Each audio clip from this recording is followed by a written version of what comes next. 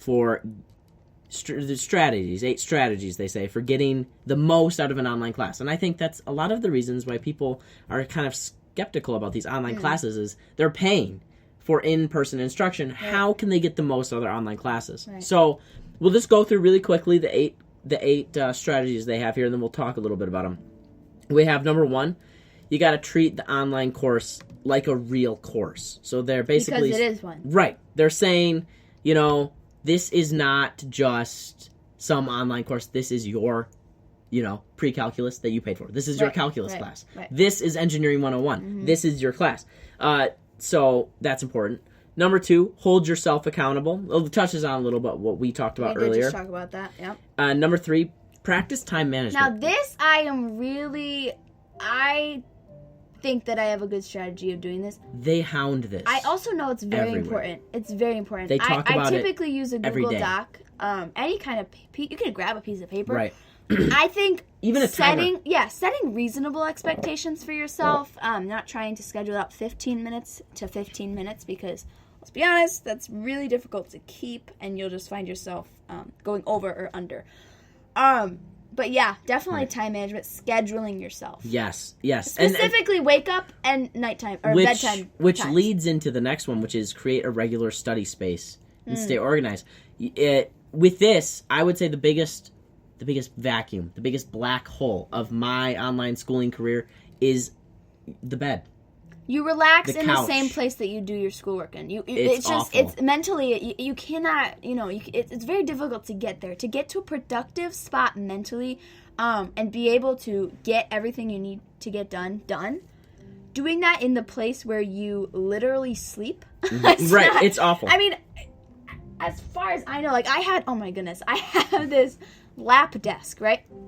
And a desk goes on your lap. Yes. And it's my right there. mom bought me one of those. It is furry on the bottom. Oh my gosh. Furry, and it has everything you need. It's a little compartment. That's great for Netflix. It's a drink holder. Yeah, great for Netflix. Do it for Netflix. I fell asleep doing school every morning that I was online school.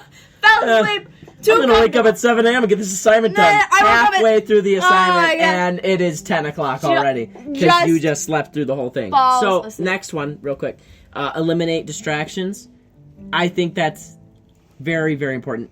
But also one of the most difficult. So hard. Especially if you have little siblings. And get this. They said Netflix and social media. That is the 2 big killers right there, in my opinion.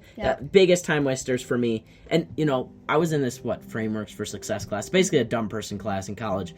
And they were explaining to me time wasters and, how I used my time.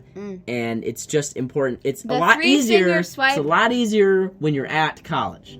The 3-finger swipe on the computer that will be the death of me. The switch tabs. Yes, when you switch the tab. Oh no, mom's coming. Switch the tabs. Oh no, mom's coming. Yeah. And all you have to do on this MacBook is a 3-finger swipe. The MacBook Air. The MacBook Air, yes. 3-finger swipe. And it's like your schoolwork doesn't exist. Yes. And now all of a sudden all you have is Netflix and that's all you need to do. But guess what? It's not. It's not. This is not an extra spring break. Okay. Right, exactly. So actively participate. So this is talking about mainly in school. When you're at home online, you're more inclined to ignore homework, ignore discussion posts. Yeah, I don't know about you, but when I'm on a Zoom class, to Zoom.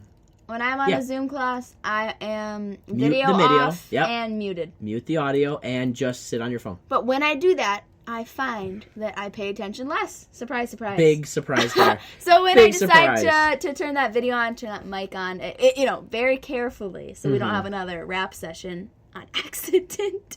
Right. Caleb says, every step I take, when I listen to that story every time, okay. I die. Now, the last one they have is leverage your network. Now, it's interesting to me because... I think it means lean on your supporters. Exactly. And I couldn't agree more because the biggest transition from high school to college for me, since I was homeschooled my whole life, was there was a network in college. Yeah. There were counseling services. There were water centers. So it does go beyond your classmates. Yeah, teachers, way beyond. Yeah. They have support system out like learning centers you can go to, and it's like tutors, free tutors. Like, it's crazy how much support they have, and most colleges offer that online. So lean on that. And for you high school students, email is great. Emailing will save your life. Email is important. Just FaceTime your friends. Yeah. Oh I'll send a nicely written email maybe. I should more, but... Well, I'm talking mainly if you have a question, don't be afraid to ask it over email. Email your teacher. Right. Email your teacher. As far as support, support goes, professional support, email. Right. When you're talking about your friends, yes. Give them a FaceTime Google, call. Be like, hey, Hangouts. I can't do this. I can't do this problem. Help me out. Right. Give them a FaceTime call. Because guess what? They're probably bored too. And so they are probably happy to hear from you. That's actually another little sidebar there about quarantine. If someone doesn't answer your phone, give up already. It's not because they don't have time. Right? Oh, I was busy. God. Oh my gosh. Actually, busy doing I what? recently got You really got that pulled out on you? I got caught for doing that as well. Oh, yeah, you did. I remember that. That was funny. Okay, so the next big thing here is mental health. And what a great segue that was. No. and wow, what a way to, not take that important topic lightly. It's very serious. Now, the biggest thing... Again, we are not educated professionals. So, the biggest thing I want to talk about here is what we're all feeling. Which is we're all cooped up with our families. And everyone's going bananas. So, naturally, I pulled up the CDC website, right? Because... the Lord and Savior of quarantine is CDC. Now, gotta love the government. Okay, so here on the CDC website, it says outbreaks can be stressful. No, yet. Really? We are all a pandemic stressing. That stops the world. Stressful? Right. I don't know. So, what they say here is that people are they're just saying stress eating is a huge thing for me at least. Yes, stress eating. But because I never thought of it as stress eating. I just thought, you know what? I'm not feeling my best. I'm just gonna have an Oreo or two or three or a sleeve of them. Yes. Or the whole thing. Now, what they say and how you should reduce stress during this time is, let's see here, for the parents. We are not parents. We are not parents. We're skipping over that. For the people at higher risk. Do your research before responders. Yes. Get on your podcast. Do your research. No. The first time. Right. This is. Here we go. But everyone does react differently to stressful situations. Right. I think that's also important. Here are the main bullet points the CDC has. These are what can happen in a quarantine. Fear and worry, obviously. We're all feeling that a little bit. Changes in sleep or eating patterns. So, we want to make sure we contain that. Difficulty sleeping. Wow. Difficulty sleeping in the first two. Good job. Worsening of chronic health problems. That's unfortunate. Oh, my goodness. Increased use of alcohol. I'm so sorry on that. Increased use of alcohol, tobacco, or other drugs. Now, don't lean on your vices. Don't do any of that. No. No. What we're trying to say here is the CDC recommends that you don't lean on your vices here. Well, I recommend that. Also, I think awareness is a huge part of it. Right, awareness, yes. Noticing care of yourself. Noticing your own patterns. Oh, here we go. I found some ways to cope with the stress according to... Okay, I finally found it, guys. Okay, so, ways to cope. Take breaks from watching, reading, or listening to the news. I think that's important. I think I am somebody that needs to be reversed because I am so out of it. You don't know the news. Yeah, I don't. I'll FaceTime a friend and be like, oh my goodness, did you hear quarantine was, extended a month? And I honestly hadn't known for 2 days. Right. And then the next one is take care of your body. Deep breaths. Exercise. Hey. Yeah, we were talking about that. Working out. Try to be healthy and avoid alcohol and drugs is what they say here. You don't want to lean on your vices. It's not always, though. Well, yeah, pretty much. To avoid the hard ones. Excess drinking.